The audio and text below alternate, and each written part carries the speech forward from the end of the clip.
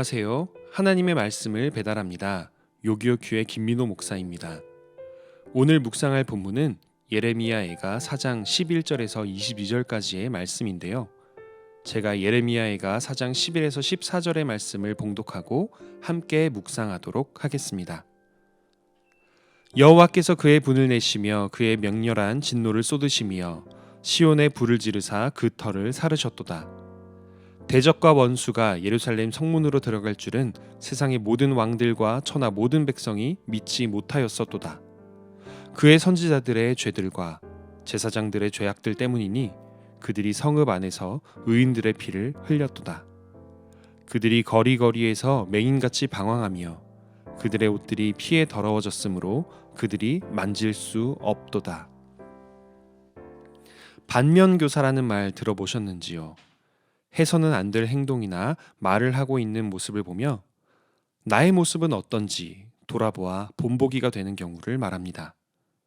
누군가 어떤 행동과 말로 남들에게 혐오감을 일으키고 있을 때, 남들 보기에 너무 안 좋은 행동을 하고 있을 때, 남들에게 피해를 주고 있을 때 혹시 나에게도 저 사람과 같은 모습이 있지는 않을까 하고 돌아볼 수 있는 것을 바로 반면교사라고 합니다. 우리는 수천 년의 시대적인 차이가 있기는 하지만 이 성경 본문의 상황을 통해 반면교사를 얻을 수 있습니다. 예레미야 선지자는 하나님의 마음을 받아 하나님이 원하셨던 이야기를 그 시대의 모든 사람들에게 전했던 사람입니다.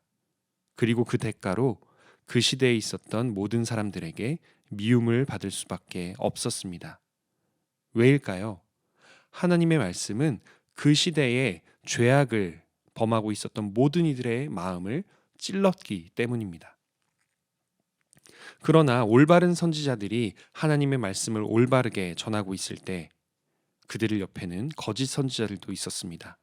그리고 그 거짓 선지자들은 잘못된 하나님의 말씀인 척하면서 사실은 자신의 입속을 채우기 위한 말씀을 전하고 있었습니다. 그리고 마찬가지로 이기적이고 탐욕스러웠던 이스라엘 민족은 하나같이 그 거짓 선지자들에게 속아 하나님께로 다시 돌아갈 기회를 잃었습니다. 11절에서는 이렇게 말씀합니다. 여호와께서 그의 분을 내시며 그의 맹렬한 진노를 쏟으시며. 여호와 하나님께서 자신이 사랑하는 자신의 딸들이라고 표현하고 있는 자신의 백성 이스라엘, 특히나 정통성을 가지고 있는 유다와 하나님의 성읍인 예루살렘을 향해 왜 화를 내셨을까요?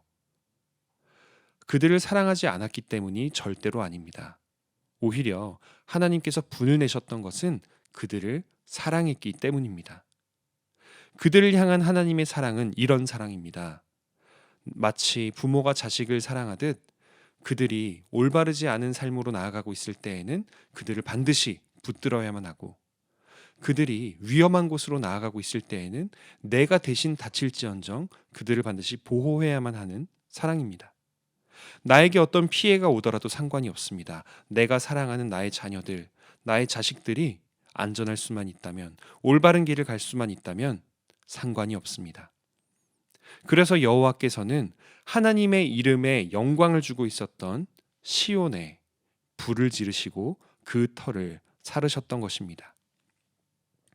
하나님께서 하나님의 백성들을 흩으시고 하나님의 도성에 불을 지르시는 것은 자기 파괴적인 행동입니다.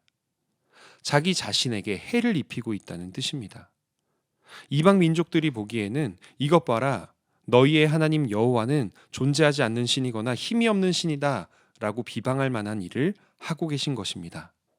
그러나 이 모든 오해와 억측들에도 불구하고 하나님께서는 자기 자식들을 올바른 길로 다시 돌려놓기 위해 자기 자신의 명예를 버리신 것입니다. 그럼에도 불구하고 이스라엘 민족들은 여전히 자신들이 하나님께 이러한 징계를 받을 줄 모르고 죄를 짓고 있었습니다. 그 증거가 바로 12절의 말씀입니다. 대적과 원수가 예루살렘 성문으로 들어갈 줄은 세상의 모든 왕들과 천하 모든 백성이 믿지 못하였었도다. 이스라엘 사람들이나 이스라엘 바깥의 사람들이나 하나님께서 지켜주고 있는 민족, 하나님이 보호하고 있는 성읍 예루살렘이 그 대적과 원수들에게 차지가 될 줄은 몰랐다는 것입니다. 이들은 하나님의 능력으로 보호를 받으며 교만해졌습니다.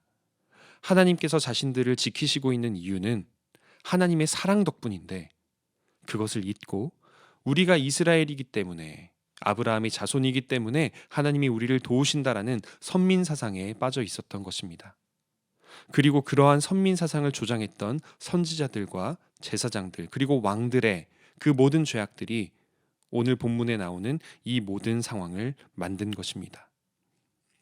여러분, 하나님의 마음은 시온에 불을 붙이기까지 그 민족을 다시 한번 회복시키고자 하는 마음이었습니다. 시온에 불이 붙었다는 것은 마치 하나님 마음에 불이 붙은 것과도 같습니다. 내가 사랑하는 내 자녀들, 나의 백성들, 그들을 구원하기 위해 자신의 이름에 먹칠을 하기까지 그곳을, 악과 죄악이 가득한 곳을 다시 한번 정화시키시려고 하셨던 것입니다. 여러분, 하나님의 불과 하나님의 진노는 정화하는 불, 정화하는 분노입니다. 여러분 마음에도 시온에 붙은 불이 내 마음에 붙은 것처럼 뜨겁고 가득 차서 넘치는 회개의 마음이 있기를 원합니다. 하나님의 마음에 불이 붙었던 것처럼, 시온에 불이 붙었던 것처럼 여러분 마음에도 죄를 이기고자 하는 마음, 죄를 극복하고자 하는 마음이 불처럼 붙기를 원합니다. 하나님께서는 여러분의 삶을 가장 올바른 길로 이끄시기를 원하시는 분이십니다. 결코 여러분을 지금 당하고 있는 어려움이나 징계 속에 그냥 놔두시기를 원하는 분이 아닙니다. 그리고 여러분을 통해 하나님의 놀랍고 크신 사랑을 이 세상이 알도록 하시기를 원하시는 분이십니다. 만약 우리 삶에 하나님께서 화를 내실 수밖에 없는 죄가 있다면, 그래서 나와 하나님과의 관계를 멀리 떨어뜨려 놓고 있는 것이 있다면 그것을 향해 불붙는 마음으로 내가 이 죄를 이겨내야겠다라는 결단을 하실 수 있기를 바랍니다. 오늘의 적용입니다. 우리의 삶에 하나님께서 분을 내실 수밖에 없는, 하나님으로부터 나를 멀어지게 하는 죄가 있는지를 돌아보고 그 죄로부터 돌이킬 수 있도록 회개의 기도를 드립시다.